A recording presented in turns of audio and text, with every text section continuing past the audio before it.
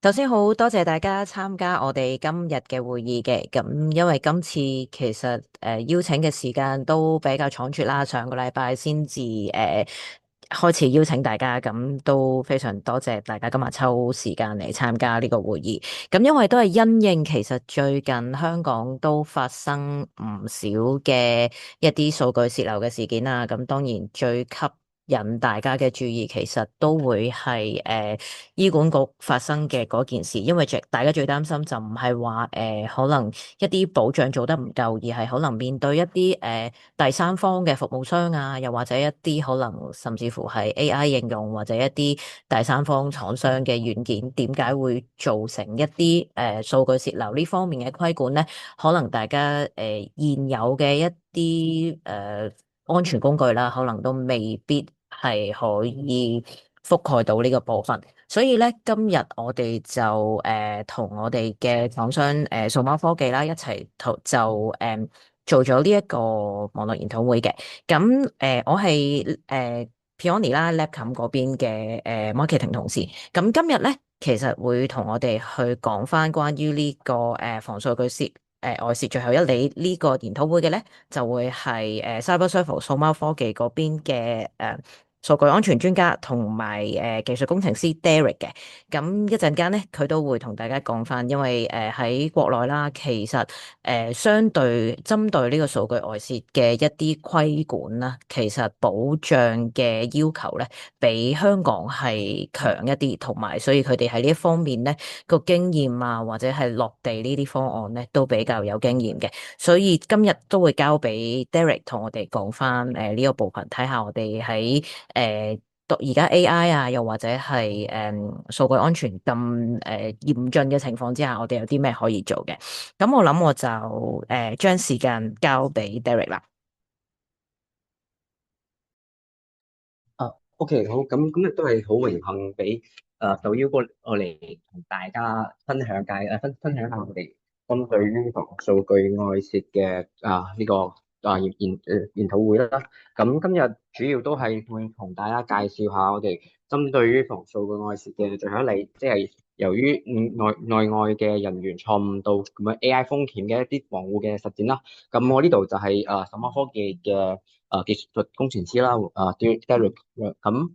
跟住落嚟咧，今日呢個我哋嘅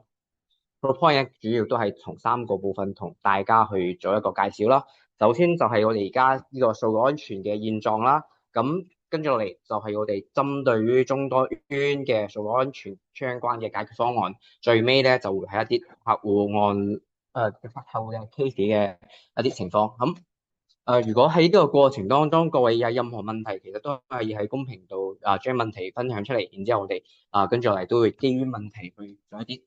解答啦。咁首先講到喺數據安全嘅現狀，其實大家都有感受到，其實數據其實係我哋重要嘅生產嘅數據要素啦。然之後佢因為流動而產生價值。咁其實最直觀嘅睇法就係喺以前我哋如果想要去知道一個事情點做譬如話我而家要做 Linux 嘅部署啦，或者我要修改 Linux 嘅一啲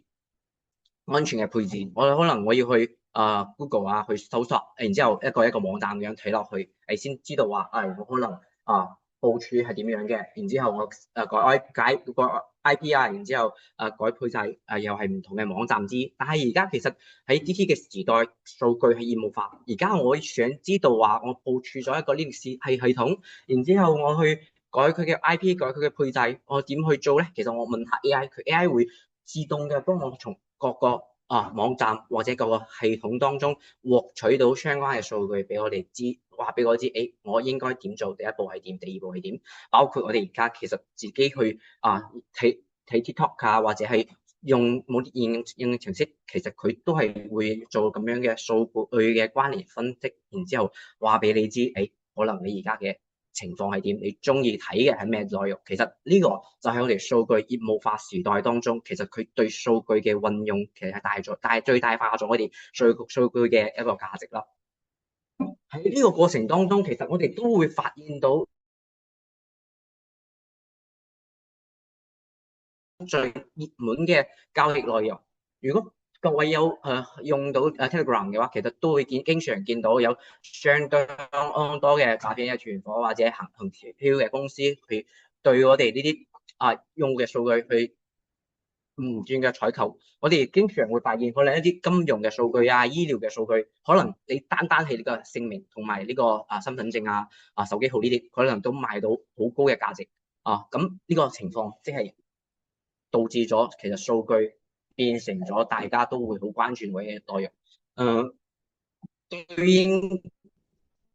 嚟講嘅話，行業相關嘅法規其實都係不斷咁加強。就好似我哋而家經常知道嘅就係呢個個人資料嘅隱私條例啦 （PDPAO） 發布嘅，然之後佢都會要求我哋要去保障個人資料，佢唔會受到未經授權嘅咁樣嘅一啲查閱處理或者delay 咁樣嘅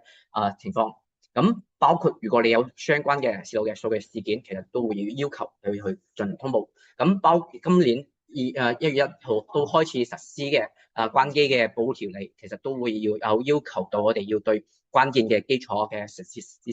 嘅電腦系統去做到強化相關嘅網絡安全同埋數據泄漏嘅防控啦。咁就算我哋做咗相關嘅法規嘅發布，包括公司自身我哋可能都做咗非常多嘅安全防護，但係我哋都會發現到其實咁樣嘅呢個數據安全事件咧，其實係依然係頻繁發生嘅。其實最主要嘅問題，我哋經常會見到一個事情就係佢並非話係人為嘅，佢專門去導致嘅外泄或者被攻擊導致咁樣嘅泄漏。就好似呢個事件當中嘅呢個慈善團隊 B 佢呢個泄露嘅事件，其實就係佢存儲喺雲端嘅咁樣嘅檔案，俾人去獲取到咗佢嘅設定就係公開嘅，即係其實喺呢個員工喺無意識咁想傳到雲端，然之後導致數據嘅外泄。包括其實國內其實我哋上海公安警署嗰度其實都有發生過一個比較嚴重嘅事件。當時咧其實就係因為咗佢哋警署度嘅一個研發咧，佢哋俾佢當時想存咗佢嘅代碼喺一間嘅雲端當中，然之後呢個代碼當中咧，其實就有佢哋數據庫嘅key 同埋 user ID 呢啲信息，然之後導致咗數據泄漏嘅事件。咁從呢啲事件當中，我哋經常都會發現到佢好多時候其實你嘅外泄嘅事件，佢並非係話我哋嘅邊界嘅失守或者係相關嘅權限嘅問題，就好似近期呢個九龍醫院嘅呢個數據泄漏嘅事件，佢有5.6萬嘅人員嘅數據嘅泄漏，但係我哋對呢個事件去做咗分析之後，就發現到其實呢成個事件佢唔係話係因為外部嘅入侵導致嘅泄漏，而係外部嘅開發人員，亦即係我哋講嘅第三方，佢通過合法嘅系統嘅權限啦，然之後去惡意嘅去存儲佢相關嘅數據 delete 落嚟，然之後再 download 落嚟，然之後再儲存，然之後再攞到暗網嗰度去進行掃賣，然之後即時係話佢並非我通過攻破你嘅防火牆或者係發現咗你有冇個漏洞，然之後去進行攻擊。佢呢個成個攻擊咧，其實係完全係正常嘅業務嘅允許當中，亦即係我哋邊界防護，其實係完全冇感知嘅，因為佢直接通過內部嘅系統權限去獲取咗相關嘅數據，然之後外發到佢嘅系統當中，然之後去存儲。咁呢度就都會發現到，除咗邊界嘅失效以外，仲有就係第三方嘅風險，亦即係對於我哋第三方嘅企業嘅供應商，我哋有冇做到相關嘅審計？佢喺成個操作嘅過程當中，佢嘅行為對數據嘅修改，我哋有冇做相關嘅跟蹤？其實好似佢都係冇做到嘅。咁我哋就基於咁樣呢啲事件嘅一啲情況，我哋其實都係發現咗。針對於依家咁樣嘅數據安全嘅威脅咧，其實我哋總結咗有3個。首先就係內部人員同埋第三方，佢經常我哋都有統計到，即係因為內部因素引發嘅數據安全事件，其實係佔到相關嘅這種安全事件嘅70%，亦即係話大部分嘅安全事件其實都係來源於員工佢啦冇意識之間導致嘅咁樣嘅外泄，並非係話真係自己嘅系統失陷然之後導致嘅數據事件相關嘅，包括喺數據泄漏之後，我哋好難去發現到我哋嘅數據到底係從邊度泄漏出嚟，亦即係我哋冇辦法好快速咁樣去即係進行響應，亦即係好多時候數據係俾媒體或者俾一啲第三方嘅安全公司喺暗網啊或者係 Telegram 監測到之後先同步俾我哋，就導致話我哋好多時候冇辦法快速咁發現我哋嘅漏洞，然之後去進行防護嘅加固。最後嘅話，亦都係而家大數據時代，其實我哋經常會用到嘅 AI agent，其實佢都係一個非常隱性嘅外傳嘅通道，亦即係好多時候我哋用緊 Open Cloud 嘅過程當中，可能會嗌佢處理一啲數據，但係呢個數據本身佢係會唔會涉及我哋企業內部嘅敏感數據啊，或者呢啲數據係咪真嘅可以去進行分享嘅？好多時候你係唔知嘅。咁喺呢個過程當中，係有可能你 K 嘅數據就因為使用呢啲 AI agent 就導致咗你數據嘅外泄。咁基於咁樣嘅一啲背景情況咧，我哋什麼科技其實比較注重嘅，其實都係我哋數據流動喺我哋嘅業務人員，亦即係你嘅終端 PC 端喺運用呢啲數據。使用呢啲數據過程當中，喺相關嘅安全，我哋係提出咗我哋嘅解決方案，亦即係基於流動數據安全嘅保護，去先於攻擊者發現你嘅攻擊面。咁我哋其實都係對我哋數據安全做到3個部分啦。首先就係數據嘅可見，亦即係當你知道你嘅終端當中，亦即係你嘅員工到底佢有幾多嘅敏感數據係存放喺邊啲終端當中嘅。然之後又有邊啲嘅敏感數據其實係有向對外去進行分享發送嘅。其次就係呢啲數據嘅存放，佢本身係咪合規嘅？亦即係有冇可能一啲銷售人員業務人員佢嘅電腦當中可能存放咗我哋業務嘅合真嘅代碼咁樣嘅情況啦，包括佢呢啲數據外發嘅行為係唔係正常嘅？會唔會有啲人佢可能通過類似於螞蟻搬家咁樣嘅方式，每日佢可能少少咁樣發送一啲文件出去，然之後導致咗大量嘅數據外泄，包括有冇啲終端佢可能係已經俾第三方入侵到咗，然之後去進行咁樣數據外發嘅行為，我哋去進行相關嘅風險嘅可感知，最尾咧就係去做一個攻擊嘅可控，亦即係可以及時咁發現咗數據外發嘅行為，會唔會有內部嘅員工佢其實係專登咁樣去進行數據嘅外發，然之後去做一啲阻斷或者溯源咁樣嘅能力。基於呢3個部分，我哋數碼科技嘅中對於安全其實就係一個 data driver，就係我哋 DDR，就係基於我哋對零信任嘅理念去設計嘅數據安全嘅解決方案。即係我哋唔再次話你話喺數據外發嘅過程當中，我哋先去做一個監測，而係將安全左移，亦即係我哋呢個數據佢出現咗喺呢個終端當中，我哋就會去進行審計記錄，亦即係佢嘅 PC 當中係有邊啲敏感數據，佢幾時創建嘅，又係幾時做咗一啲修改，我哋會進行記錄，並且基於內置嘅數據分級，我哋去對佢進行關聯，然之後我哋可以知道，某個部門嘅員工佢持有咗邊啲敏感等級嘅數據，然之後對於呢啲數據，我哋係佢嘅持有係咪合規嘅，我哋可以即時去知道，然之後基於 UEBA 嘅行為分析引擎我哋去持續咁去對用戶去建立佢嘅行為基線，亦即係如果佢有同部門或者基於佢自身嘅操作有唔同嘅異常嘅操作，我哋可以即時發現。最尾咧就係全渠道嘅防外傳嘅引擎啦，即係引擎啦，亦即係可以即時咁覆蓋我哋嘅郵件啊、IM 啊或者終端所有嘅外傳嘅通道，包括一啲協議啊、SMB 啊、協議嘅數據泄漏呢啲通道，去即時咁樣去識別，然之後阻斷或者告警審批，要求佢呢個外發係唔可以即時外發出去嘅。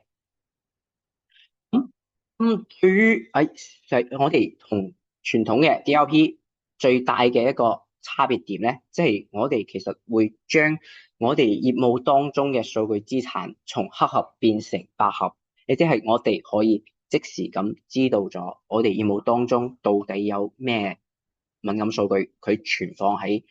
邊個嘅終端當中。我哋通過自動嘅掃描，可以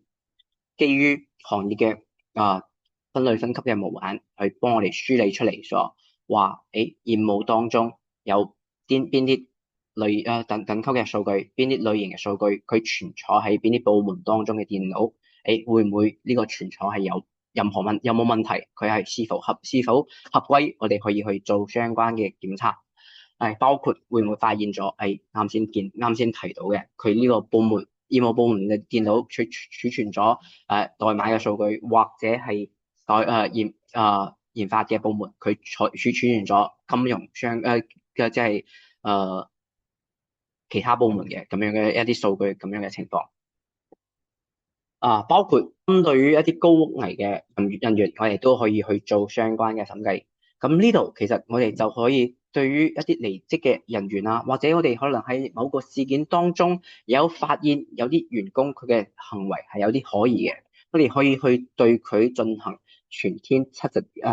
24小時嘅即時監測，亦即係我哋可以知道佢而家到底有冇做咩操作。啱先睇到喺第三方就係啱先講到第三方人員佢對我哋嘅業務系統去進行操作嘅過程當中，其實我哋都可以通過咁樣7乘24小時嘅即時監控，去睇佢喺成個運維嘅過程當中係唔係存在相關嘅違規嘅操作，甚至乎去外發咗一啲高危嘅文件咁樣嘅情況去進行監測。包括我哋之前其實喺我哋客戶當中都有發現到有啲離職嘅員工，可能喺離職嘅過程當中偷將佢喺工作期間生產嘅文檔佢去集中儲存喺一個文件夾當中，佢就係打算話離職嗰陣時，去將呢個文件全部一次性帶出去。咁喺呢個過程當中，我哋都可以對佢呢啲高危嘅行為去進行監測。對於用戶佢嘅數據外發嘅流程，我哋同傳統 DLP 最大嘅差別點其實就喺呢度。大部分DLP 佢其實都係淨係佢喺外發呢個過程當中，我先係監測，而且係佢發出嘅數據同埋通道係咪合乎規範嘅。但係我哋同傳統最大嘅差別點，即係我哋嘅安全阻疑，即係會做到嘅就係呢個數據佢到咗我哋嘅 PC 端、終端個呢，佢係嚟自於邊度？譬如話，我哋而家有一個研發，我哋關注嘅係話，喺內部 download 落嚟嘅GitHub 代碼文件，我哋係唔准佢外發嘅。咁我哋可以通過佢嘅數據來源去進行定義，亦即係佢外發嘅代碼，我哋可以基於佢嘅數據來源係內部嘅 GitHub，我哋就唔俾佢外發。但係如果佢係喺外部嘅 GitHub 文檔當中 download 落嚟嘅，佢就可以正常嘅外發。包括佢喺業務過程當中，佢會唔會係不同嘅人員嘅電腦當中發送嘅？我哋都係可以做不同嘅策略。譬如話財務部門佢嘅策略，我哋可以做得稍微寬鬆一啲，亦即係佢嘅正常嘅發送，我哋都係唔會做審計嘅。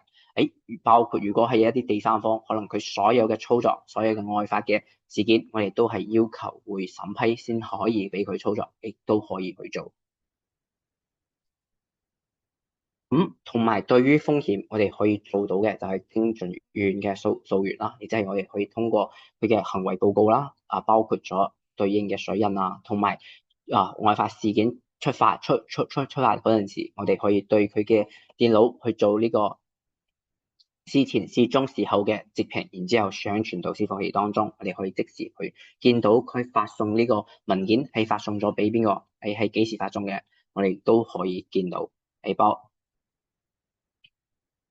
包括呢個成個行為，我哋會做相關嘅日子嘅記錄。佢呢個文件係從幾時俾邊個發咗，到俾邊個嘅終端，然之後佢呢個成個流程，我哋會有對應嘅呢個文檔嘅追蹤嘅流程圖，可以直觀嘅見到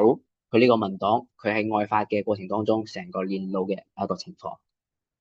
咁同埋加 AI 嘅時代，我哋大家其實都會更多嘅運用對應嘅 AI，我哋其實都融入咗相關嘅 AI 嘅防護，同埋對應於 AI 嘅運用喺我哋系統當中，對於敏感數據嘅識別或者風險嘅分析，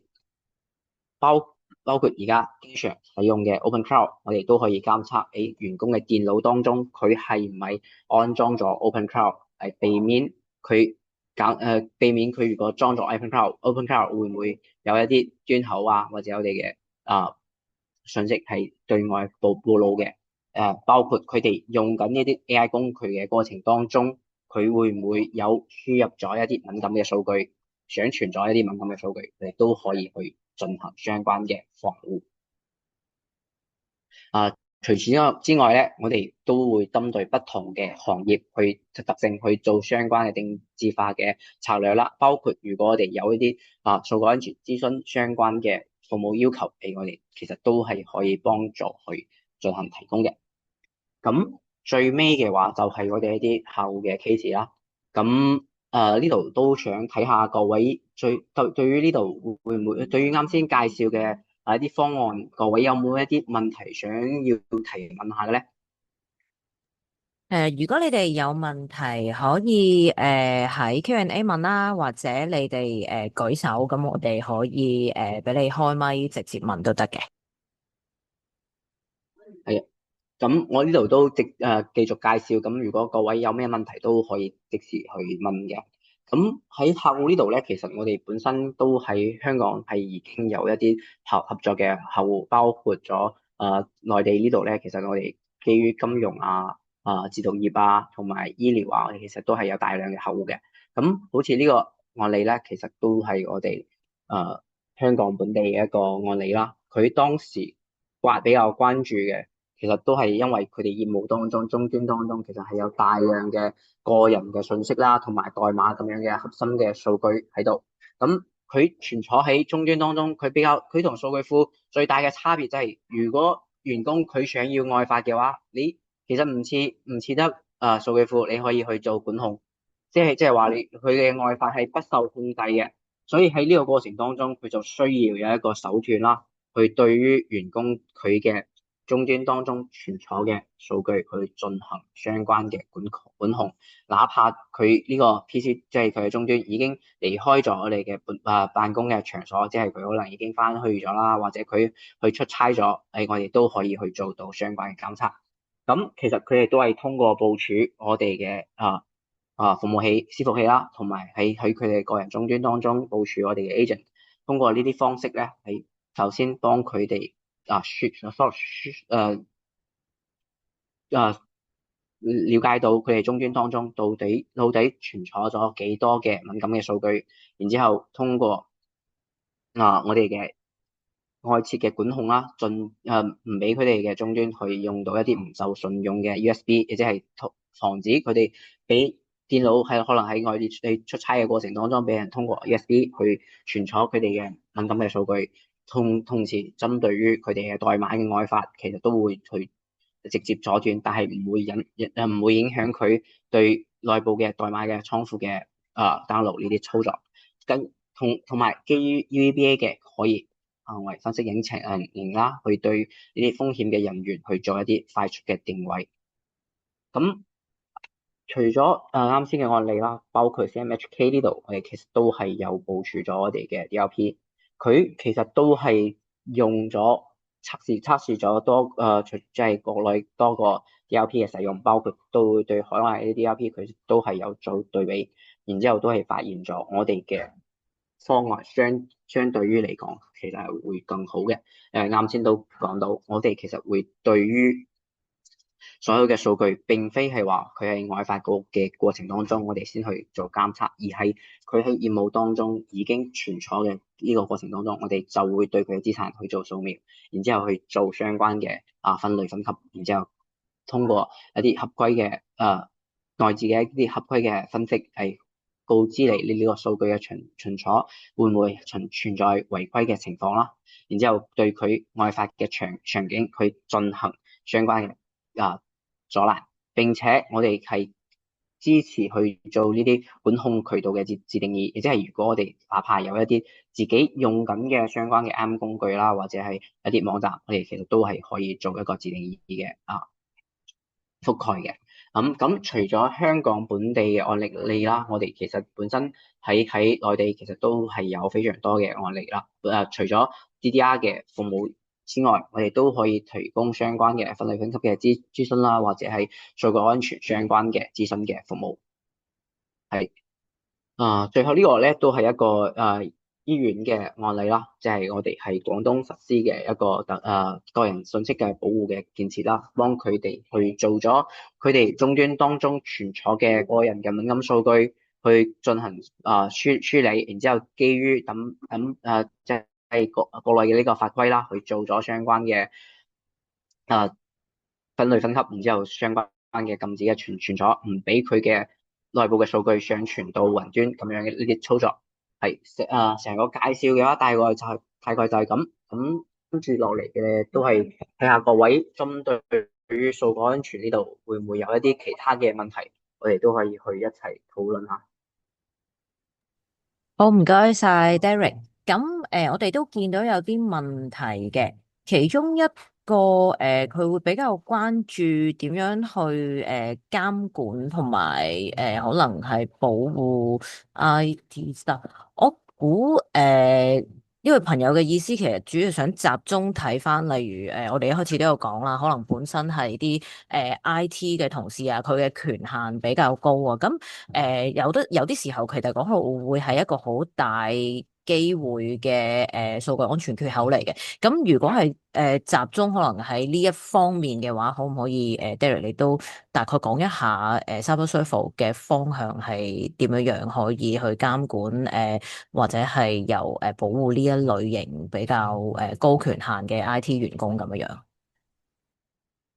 嗯，OK，明白。咁呢個佢可能提到嘅問題，即係話，如果本身呢個員工佢有比較高嘅權限，可以訪問到大量嘅敏感數據，咁其實基於咁樣嘅情況，我哋本身啱先提到，啱先都講到啦，我哋本身係對中端，亦即係呢個佢使用緊嘅 PC 去做一個監測，亦即係佢所有嘅數據，即時佢從我哋嘅業務系統或者數據庫當中攞到咗呢個數據，然之後存儲喺佢嘅終端。咁佢呢個成個數據嘅行為，我哋都會去做一個監測，亦即係佢而家呢個終端，佢從邊度做 download 咗相關嘅數據，呢啲我哋全部都會記錄落嚟。然之後，如果佢喺呢個數據嘅使用過程當中，佢可能分發到咗俾其他嘅員工嘅 PC 啊，或者去通過 IM 工具，比如話WhatsApp 啊，或者係 GitHub 啊、GitLab 啊，去做咗呢啲代碼嘅上傳咧，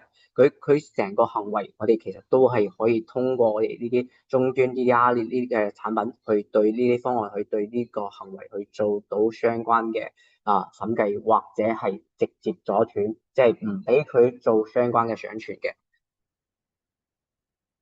呢個部分我覺得都仲我都嗯仲有啲即係啦，係咯，可能我自己本身再加一啲問題，即係假如啦，因為我哋會比較都熟悉，可能係針對一啲權限，譬如嗰個員工本身已經有一啲權限去可唔可以存取某一啲檔案啦？咁以前嘅做法就可能我 base on AD 之類，咁個同事或者呢一班同事已經有呢個權限啦。咁其實有咗我哋CyberSurf 之後，其實會係針對嗰個同事啊已經有呢個權限，然後就會唔管佢去存取呢啲檔案啦，定係話係本身已經亦都有呢個權限可以存取，但係都會根據佢嘅行為係會有多一層嘅偵測咁樣樣㗎。哦，明白你嘅問題啦。咁啱先你講到呢個情況咧，即係我哋其實佢係喺呢個 AD w 當中，佢係正常係可以攞呢個數據，即係佢呢個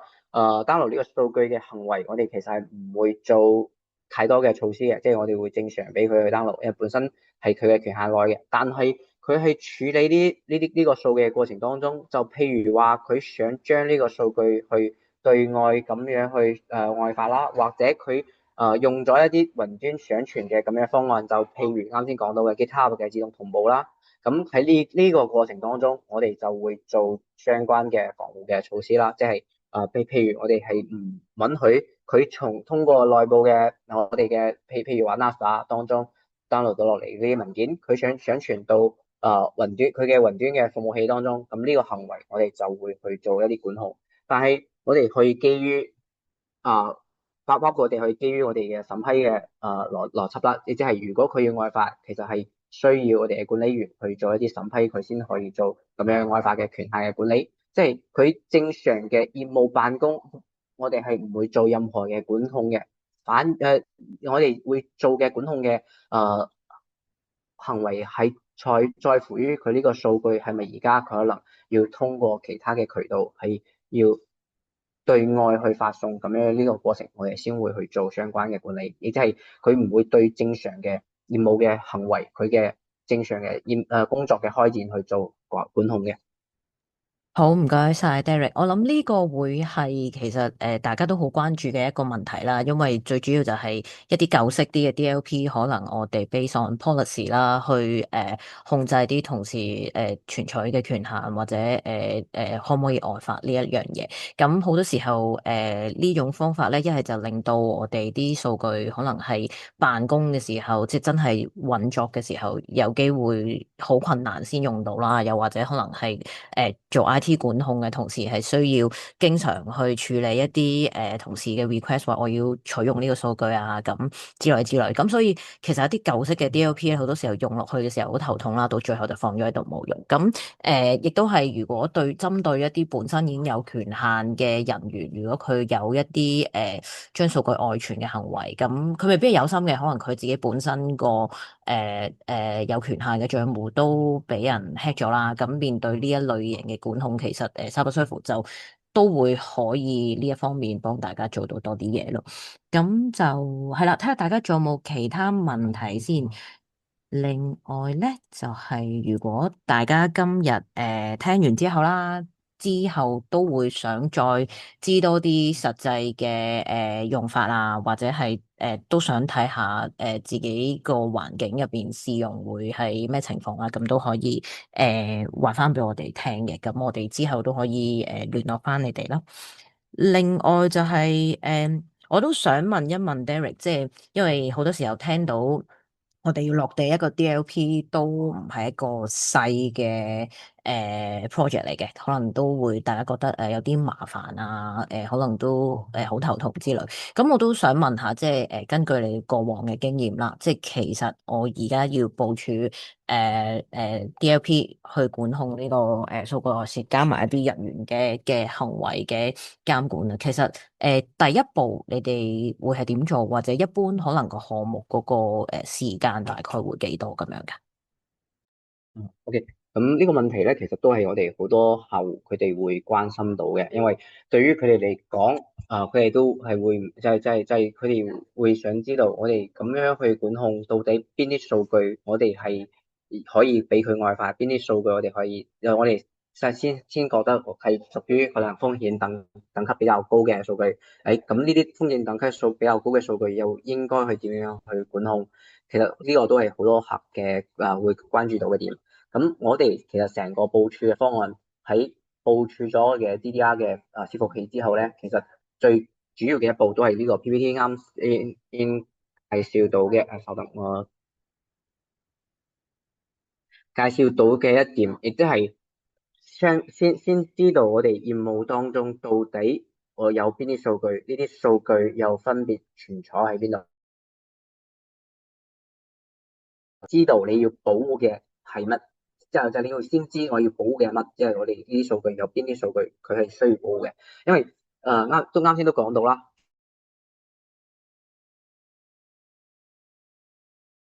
誒，係咪可能停咗？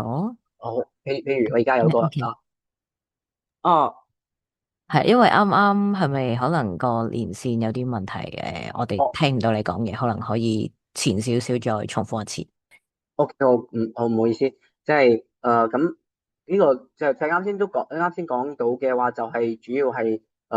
好多時候你而家你先要做嘅就係你要知道你要保護嘅係乜，即係你冇唔你做安全，其實並非係話你所有嘅嘢都係要保護嘅。對於你嚟講，一般嘅數據嘅，即係譬如話銷售佢正常業務嘅開展，佢係要俾客戶發一啲你哋公司嘅介紹啦，你哋公司產品方案嘅一啲介紹方案啦，咁呢啲本身就係一啲公開嘅數據。咁如果你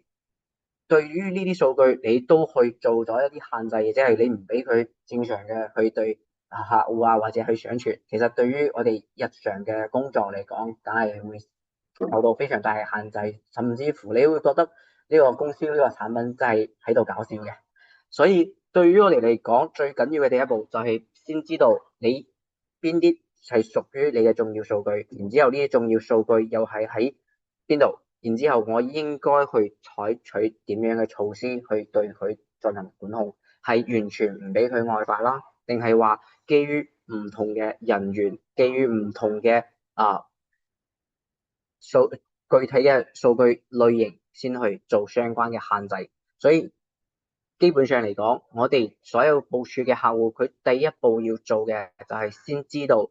做到數據嘅可見，亦即係我知我有邊啲數據，邊啲數據係我需要重點保護嘅，然之後對於呢啲數據，我應該上點樣嘅保護措施啦。咁